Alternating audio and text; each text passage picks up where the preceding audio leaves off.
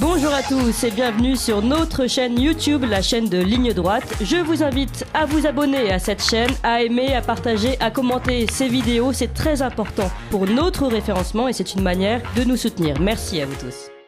Bonjour Jacques Arnaud, bonjour Vincent Maggioli. Bonjour. Alors Jacques Arnaud, vous êtes fondateur du chœur Montjoie Saint-Denis. Nous sommes également avec Vincent Maggioli, fondateur de la Joyeuse Garde. Bonjour Vincent Maggioli. Bonjour. Alors, je suis très heureuse de vous recevoir tous les deux aujourd'hui. D'abord, pardonnez-moi pour ce retard. On a pris un petit peu plus de temps que prévu avec Loïc et Hervé pour parler des libertés des médecins. Aujourd'hui, on est très heureux de vous recevoir. Vous animez tous les deux, vous êtes tous les deux fondateurs d'un chœur de chansons populaires, le chœur Montjoie Saint-Denis et le chœur de la Joyeuse Garde. Des chœurs qui font vivre aussi l'esprit français aujourd'hui. J'aimerais bien que vous m'expliquiez, que vous nous expliquiez ici à cette antenne, pourquoi avoir décidé de fonder ce chœur. On va commencer par Jacques Arnaud. Écoutez, parce qu'on aime d'abord chanter. Ça, c'est c'est le plus important. Oui, c'est déjà un premier pas, c'est sûr. Toujours chanter, oui. Et puis peut-être que, en 1978, moi, me mariant, j'ai trouvé que c'était une forme de service, un peu dans le prolongement du départ routier scout, et puis des engagements militants depuis 1967-68, eh bien, c'était un moyen de servir qui était peut-être nécessaire pour transmettre une partie de notre patrimoine et de l'amour de la France, de nos saints, de nos héros. Voilà, et puis alors ça s'est fait un petit peu, on a été contacté, moi j'ai été contacté par un ami qui connaissait bien Paul Robert de la Serpe, et puis ils nous ont demandé de faire un disque de chants militants. Ils se sont pas du tout immiscés dans le choix des chants ou dans la manière de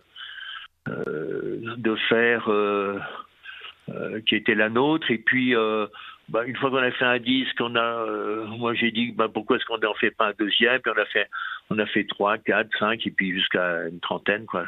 Voilà comment ça s'est fait. Et vous êtes combien aujourd'hui dans le chœur ?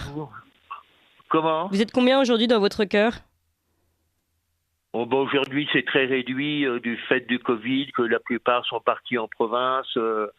On est une quinzaine, quoi. On peut dire, oui. À notre dernière assemblée, on était une quinzaine, quoi.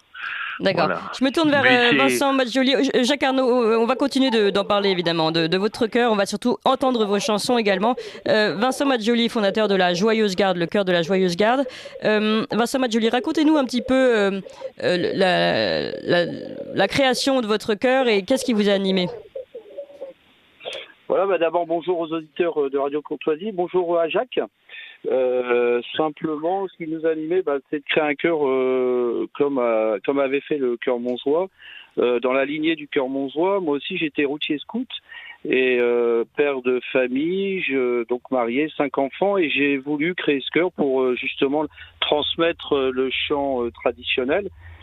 J'ai beaucoup appris par le biais du scoutisme, donc je suis passé par les scouts de Riaumont, j'ai été scout louveteau, scout routier, et j'ai découvert le chœur Montjoie après mon passage à la route, et j'ai chanté avec eux quelques années, rencontré le chœur Montjoie, Jacques Arnoux, fondateur du chœur Montjoie, et j'ai voulu créer ce chœur pour justement transmettre ce qu'avait fait le chœur Montjoie, mais sur Lyon, parce que j'habite Lyon. Et voilà, donc j'ai beaucoup appris par le biais du scoutisme, le chant traditionnel, pendant les veillées scouts. Et c'est là aussi où j'ai découvert le chœur Montjoie en costume historique, à chanter des chants français. Et ce qui m'anime, c'est surtout l'amour de la France et d'avoir créé sur Lyon aussi une communauté. J'ai une communauté chrétienne, parce que les chœurs sont, le chœur Montjoie, chœur de la Joyeuse Garde, c'est une sorte de clan, comme on a vécu chez les routiers. Et voilà, donc c'est important ce que vous dites en parlant d'esprit de clan, comme si on recréait du lien, des unités autour maintenant de ce chant traditionnel qui porte aussi l'esprit français. On va continuer d'en parler, il est 8h01, c'est l'heure de faire un rapide point sur les informations et évidemment on vous redonne la parole et surtout on va entendre vos chants dans quelques minutes. Ligne droite.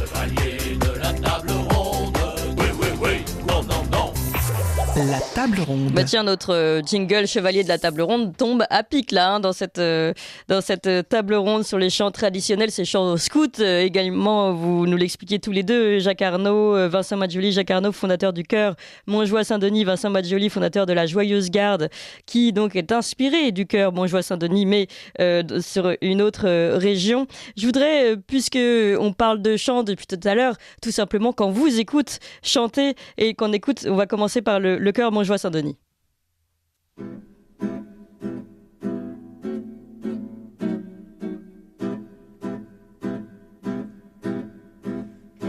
Des manières de chrétienté contre révolution, notre honneur et fidélité, gardons la tradition.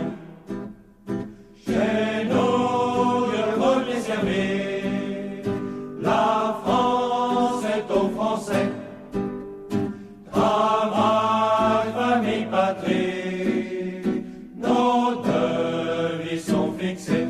Plaqués, bannière de chrétienté, contre révolution. Notre honneur et fidélité, gardons la tradition. Moi, je laisserais bien toute la chanson, puis même tout le disque, hein, mais il faut quand même qu'on vous donne un petit peu la parole à vous aussi, non pas en chanson, mais en parlant. Jacques Arnaud, on entendait la chanson Claquer Bannière, c'est bien ça? Oui, Claquer Bannière, oui. Et donc, Qui, je crois, est dans le chant d'Europe 3, je pense. Claquer Bannière, j'avais composé en hommage à Jacques Le Morvan, qui a fait l'essentiel des bannières du pèlerinage de Paris à Chartres, qui était organisé par le Centre Charlier à l'époque. Et nous avons d'ailleurs été hébergés pendant plusieurs années pour nos répétitions au Centre Charlier dans le 18e. Voilà, c'était aussi dans cet esprit d'amitié, puisque Jacques faisait partie du chœur Montjoie. Oui. Voilà. C'est un hommage. Pareil, il est parti en province.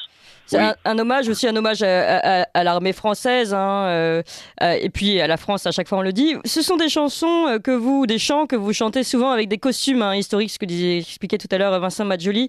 Ça, j'imagine que c'est aussi ce qui crée la ferveur, parce qu'il faut le dire, hein, vous avez un grand succès, la ferveur autour de vous. C'est aussi, j'imagine, toute l'ambiance, une ambiance de chant, un chœur d'hommes, plus ces costumes. Alors c'est très important, je pense, pour les enfants. Moi, j'ai trouvé cette idée parce que, étant petit, mon père, qui était un ancien combattant, m'avait emmené à une grande cérémonie aux Invalides, et je pense que c'était les gardes républicains qui étaient costumés en grognards de l'Empire et en tenue bleu horizon de 1915. C'était le soir, il y avait des torches, c'était absolument dans la cour d'honneur des Invalides. Et j'avais été profondément marqué par cette soirée. Et je sais que certains trentenaires nous ont dit qu'ils avaient été marqués étant enfants par les veillées, par exemple à Choiseul, sur la route de Notre-Dame de Chartres, ces veillées autour des feux avec des hommes qui symbolisaient par leur costume, les combattants qui, au cours des âges, ont défendu la France, voilà. Bon. Donc c'est important dans la transmission, oui. Pour les auditeurs qui nous écoutent, je ne sais pas si tout le monde a déjà vécu des veillées scouts, des veillées historiques, mais c'est vrai que ces soirées à la torche avec des chants et en plus des costumes, je pense pour beaucoup prennent clairement aux tripes. Hein. C'est presque, ça dépasse la raison. Il y a quelque chose de l'émotion, du cœur. Il y a quelque chose sans doute de religieux dans le sens où de sacré peut-être. Ça nous relie aux générations passées, enfin d'une manière très très chaleureuse et intime, quoi. Voilà, c'est oui. Ouais, ouais. Et peut-être aussi quelque chose qui est important à souligner aussi et qui manque terriblement dans notre société actuelle, c'est tout simplement la recherche du beau que vous avez à travers ces chants qui sont beaux, bien chantés, et puis la beauté d'une soirée, la beauté d'un costume. C'est quelque chose qui élève aussi et ça fait du bien un petit peu d'élévation d'âme en ce moment. Oui, parce que aussi, je pense que c'est une école de discipline, et comme on n'est pas dans une époque de discipline, peut-être que le fait de voir une troupe chantant les mêmes paroles sur le même air, en évitant, autant que faire se peut, la multiplication des fausses notes, surtout quand on est accompagné par le tambour, eh bien oui, ça prend aux tripes, oui. De voir, de sentir la force d'une troupe disciplinée. À l'unisson, oui.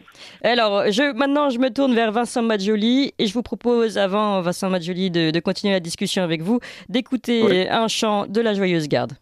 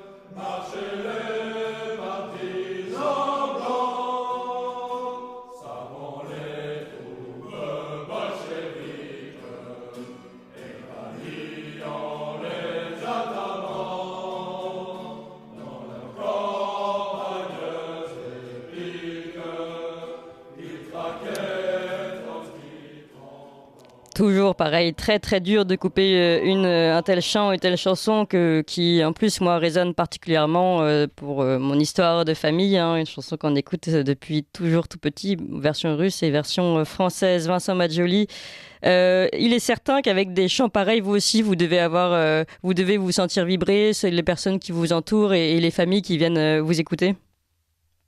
Oui, mais Jacques, je pense à tout dit, mais je dis en plus que nous, quand on chante aussi, c'est assez fort, et quand on voit les gens heureux et nous entendre chanter, on est plein de joie et plein de dynamisme pour continuer. Et ce chant des Partisans Blancs, c'est un chant, si je me trompe pas, Jacques, qui a été écrit par Bernard Lugan. Et qui a été beaucoup chanté au Chœur Montjoie, enregistré d'ailleurs aussi par le Chœur Montjoie. On a voulu l'enregistrer avec des jeunes du Chœur de la Joyeuse Garde pour justement cette transmission. Mais il est vrai que de chanter au sein d'une communauté, enfin c'est fort, et de pouvoir apporter aussi notre histoire, l'histoire de France, qui est belle, qui est magnifique. Et par le chant, c'est plutôt l'histoire si je peux me permettre, c'est plutôt l'histoire de la Russie. Non, mais l'histoire de la Russie, qui a été composée par Bernard Lugan et Patrice de Plainquette. Et, que nous connaissons très bien ici. 70, il a servi d'indicatif pendant des années à Serge de Beketch, et même postérieurement pour le Libre Journal. Et c'est un chant russe au départ, mais les paroles du chant russe sont pas du tout les paroles qu'on chante en français, quoi. C'est l'histoire d'un régiment qui est en manœuvre en Roumanie et qui rentre à marche forcée pour défendre la mère patrie quand les bolcheviks veulent renverser le gouvernement de Kerensky. Voilà. En fait, il faut savoir que ce chœur, pour la petite histoire des partisans blancs, appelés comme ça ici, a été récupéré et par l'armée rouge, par l'URSS et par les partisans blancs, chacun ayant sa version avec un changement dans le nom de l'ennemi. Et aussi par les anarchistes. Oui. Voilà, donc, il y a une version anarchiste. Oui. Mais bon, Alors, fermons la parenthèse de la Russie, puisque nous sommes tout de même ici pour parler de la France et de ce que vous faites et de la jeunesse également française, de ce que vous transmettez. Je pense que cette notion de transmission aussi par la chanson est très importante. Est-ce que aujourd'hui, la chanson, le chant traditionnel français peut permettre de transmettre certaines valeurs qui ne passent plus par l'éducation, par exemple, Vincent Maggioli? Ah oui, ça j'en suis certain. Parce que en fait, par les paroles, par le chant, en fait, il y a déjà la discipline, donc ça apporte beaucoup de discipline pour la jeunesse, et ensuite le fait de chanter des chants de France sur l'histoire de France, ça éduque aussi les enfants à connaître l'histoire de France, et le fait aussi de chanter en costume historique, ça aussi c'est magnifique, et grâce au Chœur Montjoie, on a pu aussi nous aussi avoir des costumes, chanter en costume à des veillées ou des commémorations, et il est vrai que ça je pense que c'est important pour la future génération, pour la nôtre aussi. Moi, je me souviens de veillées, notamment à la veillée du 15e centenaire du baptême de la France, où le Chœur Montjoie est en costume historique, et j'étais assez émerveillé de voir ces hommes chanter de tout leur cœur, et surtout être au service aussi de cette commémoration, de cette veillée. Et je pense qu'il faut continuer à transmettre. Et maintenant, c'est vrai qu'il y a les réseaux sociaux, et par le biais des réseaux sociaux, parce que les jeunes sont beaucoup sur les portables, et il y a une application qui a été créée qui s'appelle Canto, et notamment aussi le Chœur Montjoie. Enfin, je sais pas, Jacques, si tu peux en parler, mais ont mis leur chant sur les réseaux sociaux. Ça permet aussi aux jeunes d'écouter et de pouvoir chanter aussi, et de créer d'autres groupes d'autres chœurs.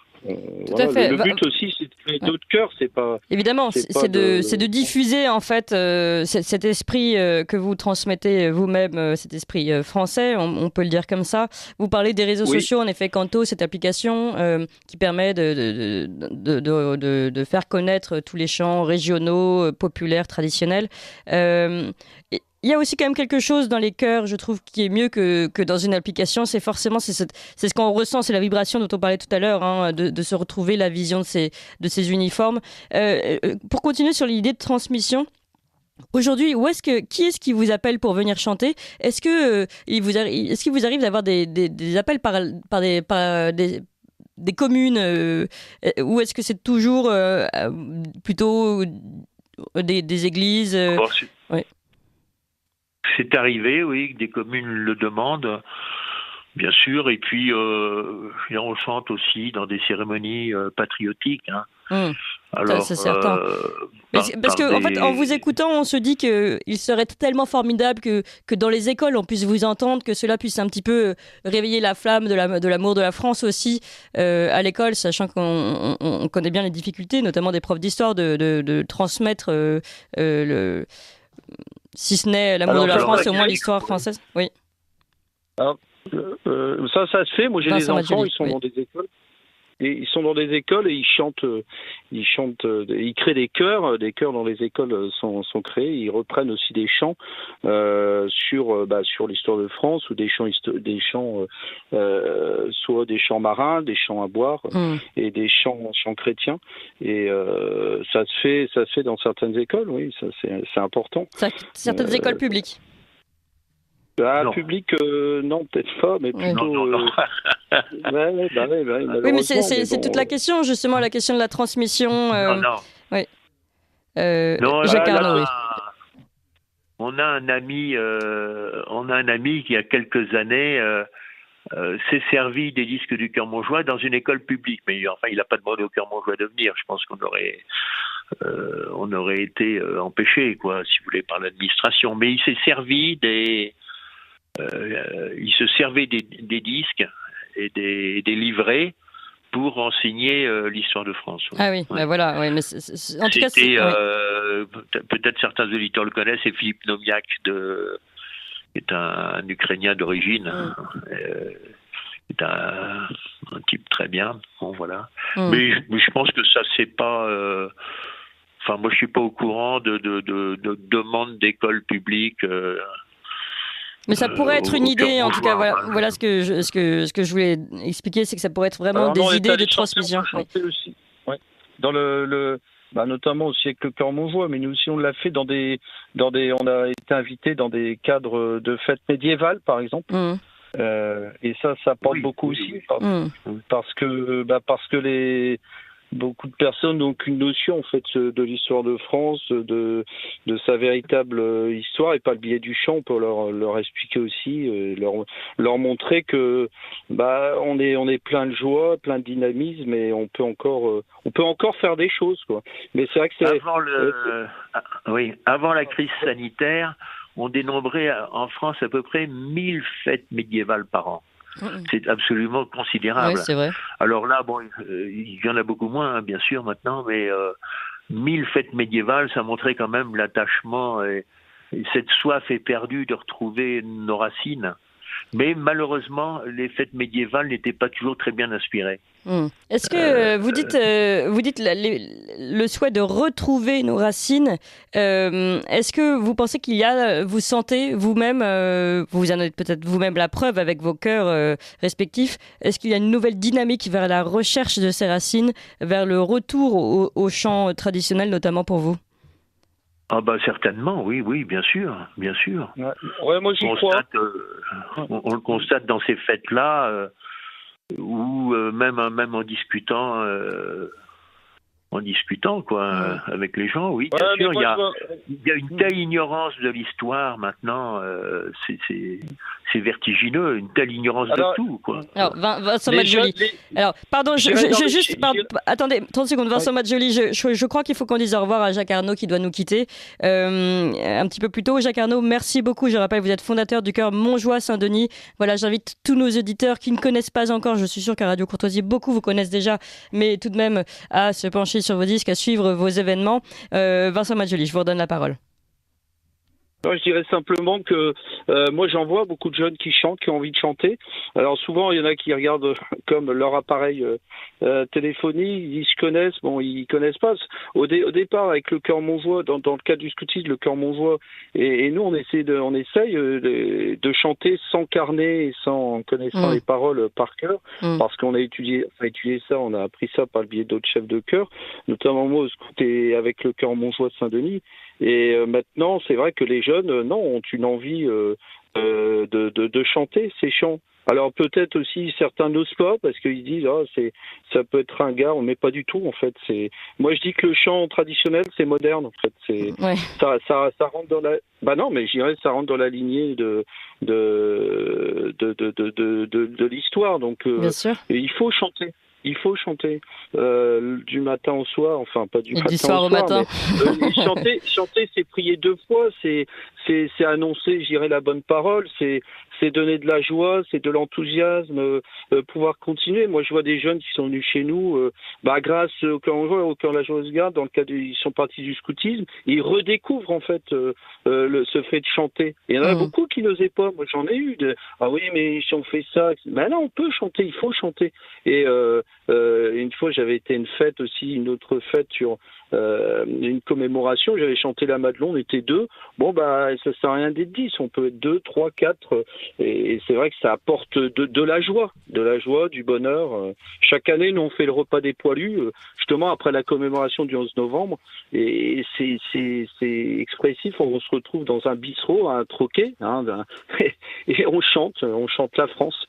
Et c'est vrai que moi, j'avoue être passionné, et pas idéaliste, mais passionné d'apporter, je dirais, la bonne parole, quoi, en tant que père de famille, et essayer aussi de transmettre ça à ses enfants. Et ça, c'est ce qu'on réussit le Chœur Montjoie, la transmission aux enfants. Nous, c'est ce qu'on essaie, c'est ce qu'il faut faire, transmettre à nos enfants, c'est ce qu'on essaye de faire. Et c'est ce qui, je pense, vous réussissez à faire vous aussi et tous vos chœurs. Je vous propose pour conclure cette belle table ronde autour du chant, de la transmission aussi à la jeunesse et de la volonté de chanter. Je vous propose, Vincent Maggioli, fondateur de la Joyeuse Garde, qu'on écoute encore pour finir l'un de vos chants, Marin de Groix, je crois.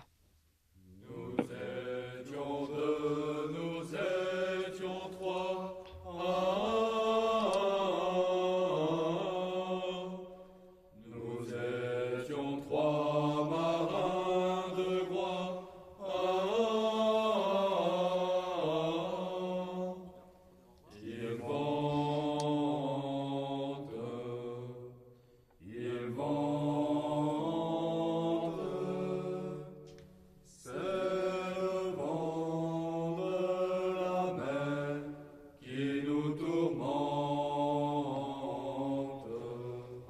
Embarqué sur le Saint-François, embarqué sur le Saint-François, qui allait de Belle-Île à Groix. on tradéritra la la la, on tradéritra la l'air.